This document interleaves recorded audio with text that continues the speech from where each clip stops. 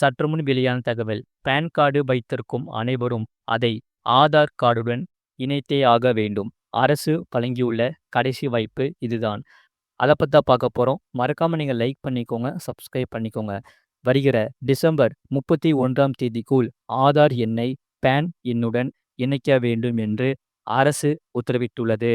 இல்லை என்றால் 2026 ஜனவரி 1ஆம் தேதி முதல் உங்கள் பான் கார்டு தானாகவே செயலிழந்துவிடும். பான் கார்டை ஆதாருடன் இணைக்காவிட்டால் வருமான வரி தாக்கல் செய்வது, அரசின் நலத்திட்ட உதவிகளை பெறுவது, வங்கி கணக்கு தொடங்குவது, முதலீடு செய்வது போன்ற முக்கிய நிதி பரிவர்த்தனைகள் அனைத்தும் தடைபடலாம்.